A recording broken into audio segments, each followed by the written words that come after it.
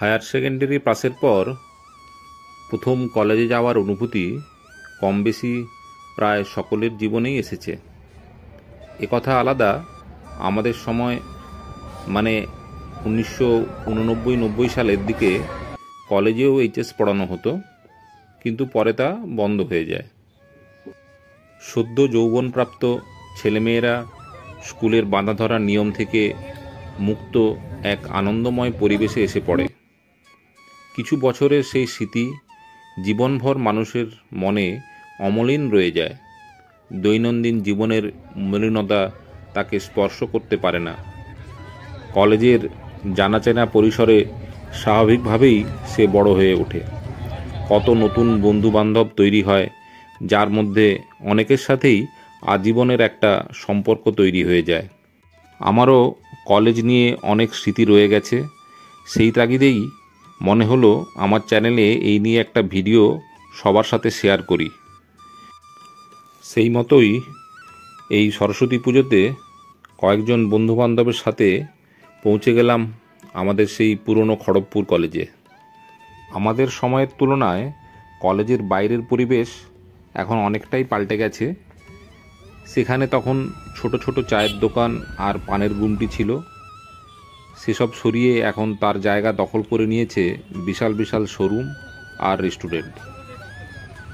কলেজের বাইরের পরিবেশে যেমন চেঞ্জ এসেছে, তেমন ভেতরেও অনেক কিছু পাল্টে গেছে। তবুও কোথাও যেন এখনও সেই পুরনো ছোঁয়াটা থেকেই গেছে। আমাদের সময়কার সাইকেল স্ট্যান্ড এখন বদলে হয়ে গেছে বাইকের স্ট্যান্ড। কেন তখন সবাই সাইকেল নিয়ে আসলেও এখন বেশিরভাগই বাইকে করে আসেন। আর সামনে ঢুকেই যে পুকুর ঘাটটি ছিল, সেটি এখন এই রবীন্দ্রনাথ ঠাকুরের স্ট্যাচু দ্বারা সৌন্দর্য বৃদ্ধি করছে। সামনে ঢুকেই সেই পুকুর ঘাটটি এখন কিন্তু আর নেই।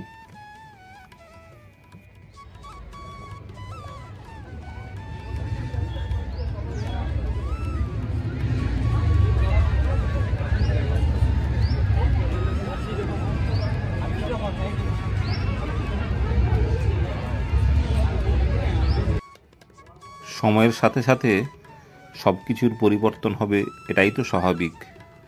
তাই কিছুটা পুরনো জিনিসের ছোঁয়া পেতে আমরা চললাম করিডোরের দিকে। করিডোর দিয়ে হেঁটে যাওয়ার সময় মনে হচ্ছিল আমরা যেন টাইম মেশিনে চড়ে সেই 30 বছর পেছন দিকে চলে গেছি। ওই সায়েন্সের দিকটা খোলা আছে, সায়েন্সের দিকটা খোলা আছে আমাদের।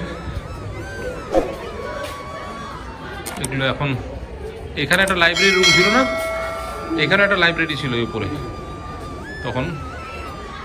এখন এটা অন্য ডিপার্টমেন্ট হয়ে গেছে। আর আমাদের মেনলি অনার্সের ক্লাসগুলো যে হতো এইদিকে, এখন 212, 211 রুম হয়ে গেছে। এখন তো আর বোধহয় হয় না সেসব। খড়গপুর কলেজের প্রতিষ্ঠা হয় 1949 সালে। শুরুর দিকে বিল্ডিং না থাকায় সিলভার জুবলি স্কুলের প্রাঙ্গণেই কলেজের ক্লাস হতো। পরবর্তীকালে মাননীয়া আলেহা খাতুন জমিদান করায় 1951 সালে ইন্দা এলাকায় কলেজের ভবন তৈরির কাজ শুরু হয়। আমরা 92-93 সালের পাস আউট ব্যাচ। সেই সময় কলেজে ক্লাসরুমের অভাবে দিনের বেলায় আর্টস ও সায়েন্স এবং রাতে কমার্স বিভাগের ক্লাস শুরু হতো। এখন কলেজের পরিব্যাপ্তি ঘটেছে, অনেক নতুন নতুন বিভাগ শুরু হয়েছে, অনেক নতুন ভবনও তৈরি হয়েছে। কিছু কিছু বিষয়ে স্নাতকোত্তর পঠন পাঠনও শুরু হয়েছে। এখন প্রত্যেক ডিপার্টমেন্টের সামনেই এরকম সুন্দর করে নাম লেখা আছে, ডিপার্টমেন্ট অফ ম্যাথামেটিক্স, তার প্রফেসরদের নাম সব কিছুই সামনে বোর্ডে সুন্দরভাবে লেখা।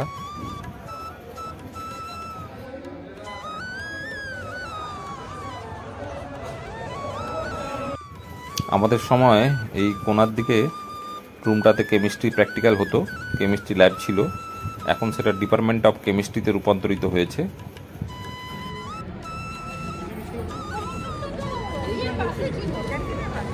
ডিপার্টমেন্ট অফ আচ্ছা ফিজিক্স ল্যাবের এখানে ডিপার্টমেন্ট অফ ফিজিক্স হয়ে গেছে এটা এখন।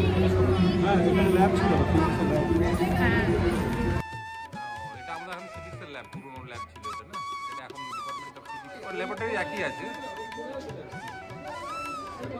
না না এখানটা ফিজিক্স ল্যাব ছিল এখানটা। এইভাবে বিভিন্ন স্মৃতিচারণের মধ্যে দিয়ে সময়টা আমাদের কোথা দিয়েই যে পেরিয়ে যাচ্ছিল আমরা বুঝতেই পারছিলাম না। মনে হচ্ছিল আমরা সেই পুরনো 30 বছর আগেকার ক্লাসরুমের সামনেই দাঁড়িয়ে রয়েছি।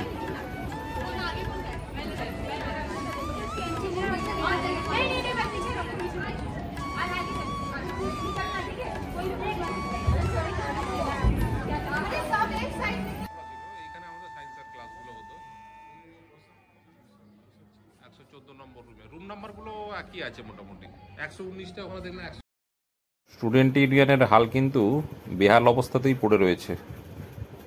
সেই একই জায়গায় এখনো ইউনিয়ন অফিসটি বর্তমান। কলেজের পেছনের দিকের চত্বরে দেখলাম নতুন এক বিদ্যাসাগর ভবন তৈরি হয়েছে, হয়তো কিছু নতুন ক্লাসও এখানে হয়ে থাকে।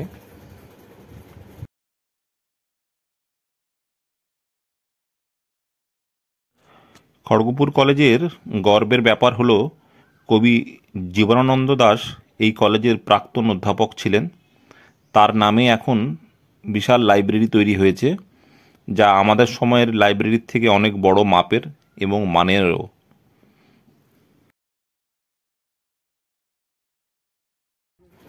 আগেই বলছিলাম যে খড়গপুর কলেজে এখন স্নাতকোত্তর পড়াশুনো করানো হয়।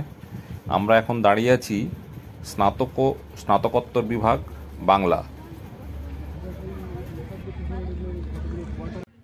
এখানটা তো ক্যান্টিন ছিল, সেটা এখন না কম।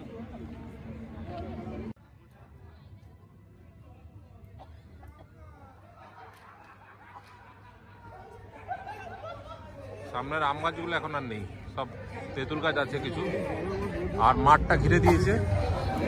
পাশের এই গেট দিয়ে এখন মাঠে যাওয়া যায়।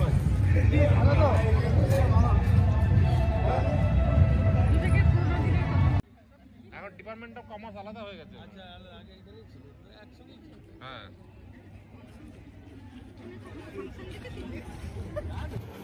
এই সেই 119 নম্বর ক্লাসরুম, যেখানে কলেজের প্রথম দিনে আমার ক্লাস শুরু হয়েছিল। এখন সেটা ডিপার্টমেন্ট অফ জুওলজিতে রূপান্তরিত হয়েছে। ইউনিয়ন রুমের পাশেই Kharagpur college cheap book stall. এই সেই অচিন্ত্যদার ছোট্ট বইয়ের দোকান এখনও স্বমহিমায় স্বস্থানে বিরাজ করছে দেখে বেশ ভালোই লাগলো। কলেজের পেছনের দিকের অংশে দেখলাম নতুন গার্লস হোস্টেল হয়েছে, আর তার পাশেই আগে বয়েজ হোস্টেলটি ছিল, সেটি বোধহয় এখন স্থান পরিবর্তন করেছে। আশা করি এই কলেজের প্রাক্তনীদের ভিডিওটি বিশেষ ভালো লাগবে। কেমন লাগলো অবশ্যই একটা কমেন্ট করে জানাবেন। সাথে সাথে কে কোন সালে পাস আউট করেছেন সেটা জানাতে কিন্তু ভুলবেন না। সবাই ভালো থাকবেন, সুস্থ থাকবেন। নমস্কার। আজকের মতো এইটুকুই। কিছুদিনের মধ্যেই দেখা হচ্ছে পরবর্তী ভিডিওতে।